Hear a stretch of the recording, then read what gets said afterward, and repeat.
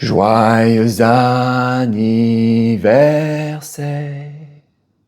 joyeux anniversaire, joyeux anniversaire, CDHR, joyeux anniversaire.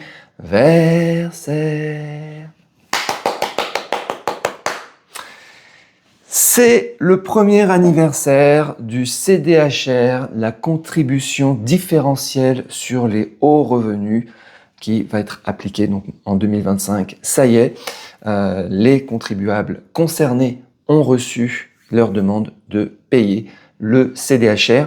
À côté de ça, il y a le CEHR, la contribution exceptionnelle sur les hauts revenus. L'impôt sur le revenu en France n'est pas égal à juste l'impôt sur le revenu. Il est égal à l'impôt sur le revenu plus les impôts complémentaires, le CDHR plus le CEHR, des impôts que le Conseil constitutionnel de Pattaya, dont je fais partie, en réalité je suis le seul membre, a jugé que cet impôt, que ces deux impôts étaient inconstitutionnels. À voter. Alors, de quoi il s'agit pour le CDHR, le CEHR et pourquoi c'est inconstitutionnel? Et vous allez voir que ces impôts, que je qualifie d'impôts anti-enrichissement et d'impôts anti-optimisation, sont pour moi juste une blague. Ils devraient être interdits. Je ne comprends pas comment ils ont réussi à passer dans les mailles du filet, comment le Conseil constitutionnel a pu laisser passer une telle aberration. Donc, on va commencer par le CDHR. Je veux dire, le CDHR, je comprends l'idée, mais je trouve que c'est un peu dégueulasse. Alors que le CEHR, là pour moi, c'est juste de l'arnaque complète. Donc le CDHR, ça concerne donc les célibataires qui gagnent plus de 250 000 euros. D'ailleurs, le CEHR concerne aussi les célibataires qui concernent plus de 500 000 euros, ou bien les familles qui gagnent plus, les couples qui gagnent plus de 500 000 euros. Donc vraiment, pour un célibataire, 250 000 euros, tu es dans le viseur parce que tu es considéré comme ayant pas des hauts revenus, mais des très très hauts revenus. 250 000 euros. 250 000 euros, c'est atteignable par un freelance. Un freelance qui facture 1 000 euros la journée, bon, c'est une très belle facturation, un très beau taux journalier, mais c'est faisable. 800, 900 euros, c'est faisable. Avec des overtime et compagnie, on peut atteindre, entre 200 et 250 000, c'est jouable. Donc c'est pas non plus quelque chose d'exceptionnel. Donc ça concerne les gens, donc célibataires. Et les coûts, célibataires 250 000, couple 500 000. Et là, ce qu'on va regarder, en fait, pour le CDHR, on va regarder s'il paye un taux moyen d'imposition inférieur à 20%. Alors, comment est-ce qu'il pourrait payer un taux moyen d'imposition inférieur à 20%? En faisant des optimisations fiscales en France, autorisées, légales, donc des niches fiscales. Il y a plus de 400 niches fiscales en France. Donc, il se débrouille, il arrive à un taux moyen d'imposition inférieur à 20%, en faisant des optimisations parfaitement légales. Et là, on lui dit, c'est pas moi qui lui dis, c'est le CDHR qui lui dit, tu as optimisé légalement en France, en dirigeant tes investissements vers des niches fiscales. C'est pas normal. On va te faire payer encore un peu d'argent. Donc on regarde quel est son taux moyen d'imposition. Par exemple, si c'est 15%, il est censé payer un minimum, donc c'est un taux plancher de 20%. On va dire, ok, tu vas devoir nous payer 5% parce que c'est pas normal qu'on gagne 250 000 euros et qu'on paye moins de 20% d'impôt pour le taux moyen d'imposition. Voilà, je comprends l'idée, mais c'est dégueulasse parce que, je veux dire, le gars, il a joué le jeu. Le gars, il s'est bien démerdé, il a fait plein d'investissements qui en général sont risqués il se fait éclater par un impôt de redressement anti-optimisation. C'est-à-dire que tu as voulu jouer, on peut rien contre toi parce que tout était légal, mais on va te mettre un taux plancher. Voilà. Taux plancher, d'ailleurs, ce taux de 20%, c'est le taux qu'on a pour les résidents, pour les non-résidents.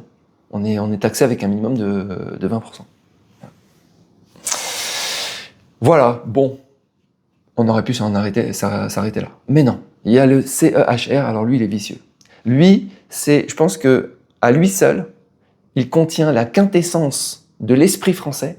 Et je peux même presque vous démontrer qu'à cause de cet impôt, le CEHR, la contribution exceptionnelle sur les hauts revenus, en fait, vous ne pourrez pas vous enrichir.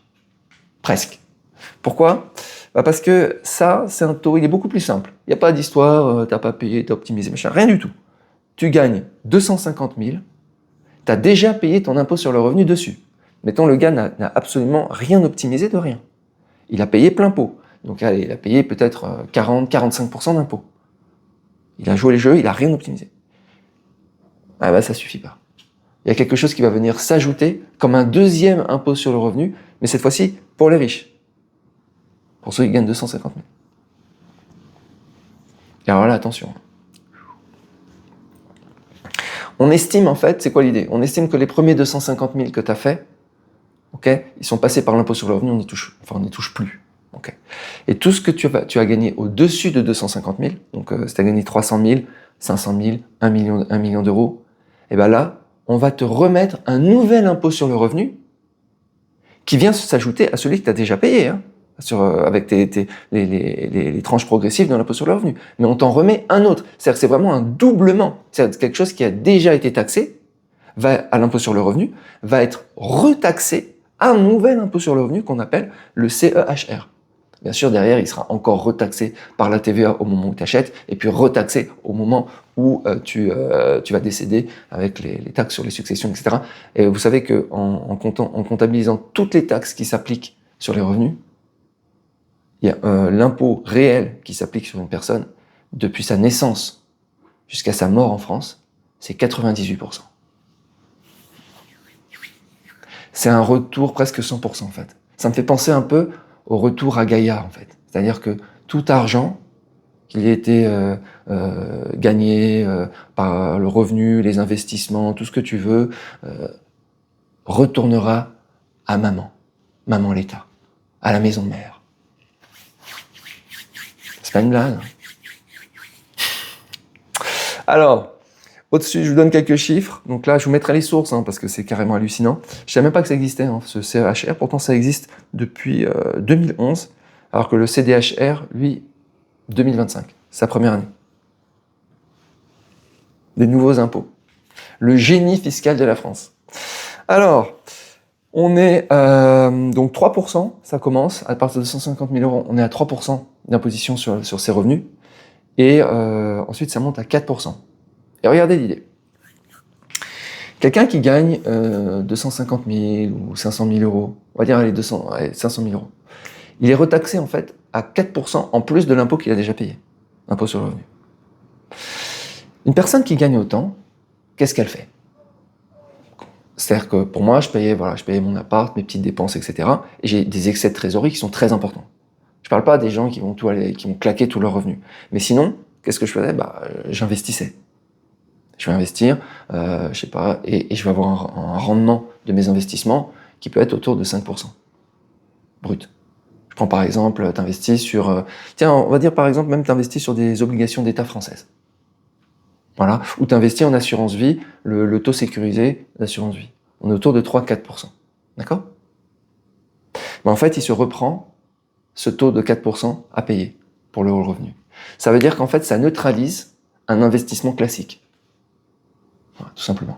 Même une personne qui aurait un rendement, qui investirait, donc ses surplus qui viendraient de ses revenus, de ses très hauts revenus, qui voudrait se constituer donc un patrimoine, derrière, il touche, je sais pas, 5%, moins la flat tax, 30%, ok, on arrive autour de 4%, comme par hasard. C'est ce qu'il doit payer. C'est-à-dire 0 en fait. Enfin, il touche 0. Moins l'inflation, évidemment, qui s'abat sur lui. Donc en fait, moi je vois ça comme un impôt, le CEHR, la contribution exceptionnelle sur les hauts revenus. En fait, je vois ça comme un impôt anti-investissement. C'est-à-dire ça neutralise, enfin anti-enrichissement par l'investissement. Tous les excès de revenus que tu aurais pu investir, tu te prends un impôt supplémentaire. D'ailleurs, ils mettent complémentaire, mais c'est supplémentaire. C'est-à-dire que c'est déconnecté, c'est pas parce que tu n'as pas payé l'impôt sur le revenu que tu vas avoir c'est la contribution exceptionnelle. Exceptionnelle depuis 2011. Donc ça fait quand même 15 ans. L'exceptionnel qui dure. Comme la CSG, CRDS, etc. France, ça sera juste 1 an. Là, par exemple, on a le CDHR, c'est exceptionnel. Dans 15 ans, il sera encore là. Voilà les amis, alors comment ne pas payer le CEHR, comment ne pas payer le CDHR, comment ne pas payer l'impôt sur le revenu et comment surtout ne pas faire face à cette mentalité véreuse, il faut le dire, sournoise de vouloir prendre et inventer et changer les règles en permanence. C'est ça l'instabilité fiscale. Vous vous rendez compte, pour le CDHR, vous allez dans des niches fiscales, vous optimisez, vous jouez le jeu, vous investissez, je sais pas, par exemple dans des PME, vous investissez dans les dom-toms, vous investissez, vous faites plein de trucs, vous bloquez votre argent, machin, et bam, on vous dit ok, t'as optimisé, ça c'est une chose. Par contre, tu vas quand même payer 20%. Et tu vas aussi payer ton CEHR, parce qu'en fait, tu as eu des revenus. Enfin, voilà. Donc le seul moyen d'éviter tout ça, bah, vous le connaissez. Fais tes bagages. Choisis dans les pays de destination à fiscalité avantageuse, voire à fiscalité territoriale 0%. J'ai fait la liste dans une précédente vidéo. J'ai mis la liste à jour. Je vous mettrai un lien en description si vous voulez voir la carte du monde des pays avec les destinations là où vous devez aller. C'est simple, il n'y a pas, pour ceux qui ne savent pas, l'expatriation, etc. C'est très simple. Il y a quelques pays, c'est tout. Voilà les amis, écoutez, dites-moi ce que vous en pensez de cette... dites-moi si vous jugez ça anticonstitutionnel, on va faire des votes maintenant. Je vais faire ça. Je vais essayer de créer un pôle, vous pourrez voter à la place du Conseil constitutionnel qui visiblement ne sait pas voter. Je vous souhaite une très bonne journée et je vous dis à bientôt.